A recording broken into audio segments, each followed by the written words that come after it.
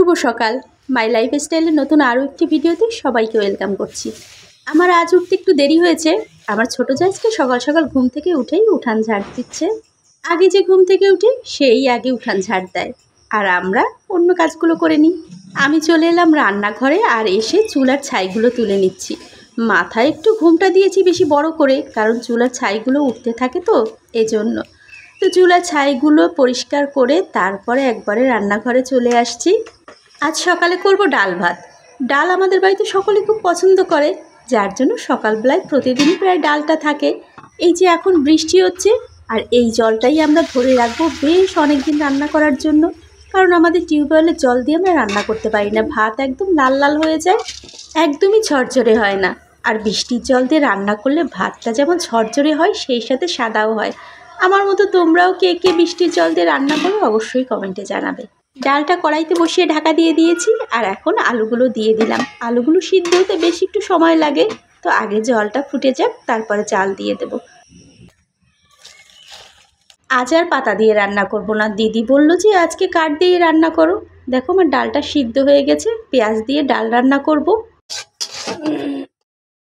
আমি আর আমার ছোটো যা গিয়েছিলাম পুকুরে স্নান করতে। বাড়িতে এলে আর বাথরুমে স্নান করতে ভালো লাগে না, পুকুরে যাই, বেশ একটু খোলামেলা আছে, স্নান করতেও ভালো লাগে। আজকে বেশ ভালোই রোদ উঠেছে।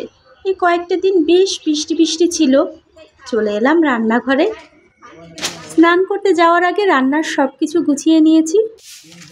এবার রান্না করব। চুলাটা একটু ঝাড় দিয়ে নিলাম। আজকে আর চুলাটা লেপা হলো না, কালকে লেপে নেব। তো এখানে আজকে রান্না করব গাঠি। তো গাঠিটা এখানে সিদ্ধ বসিয়ে দিয়েছি। সকালে দাদা বাজারে গিয়েছিল, বাজার থেকে বেশ অনেক রকমের পাঁচমিশালি মাছ নিয়ে আসছে। সেগুলো কেটে পরিষ্কার করে আসতে আসতে বেশ অনেকটা দেরি হয়ে গেল। তাই জন্য খুব বেশি কিছু আজ আর রান্না করব না। মেজ দিয়ে একটা পেঁপে কাটছে। পেঁপেটা এত পেকে গেছে, ভিতরে বিচি থেকে গজ বেরিয়ে গেছে। আমি এই প্রথম দেখলাম যে পেঁপের ভিতরে এরকম বিচিতে গজ হয়ে যায়। পেঁপেগুলো দিদি কেটে সবাইকে দিয়ে দেবে, আর আমি এদিকে মাছে লবণ হলুদ মেখে নিচ্ছি। পাঁচমিশালি মাছ তো, এজন্য অনেক রকমের মাছ।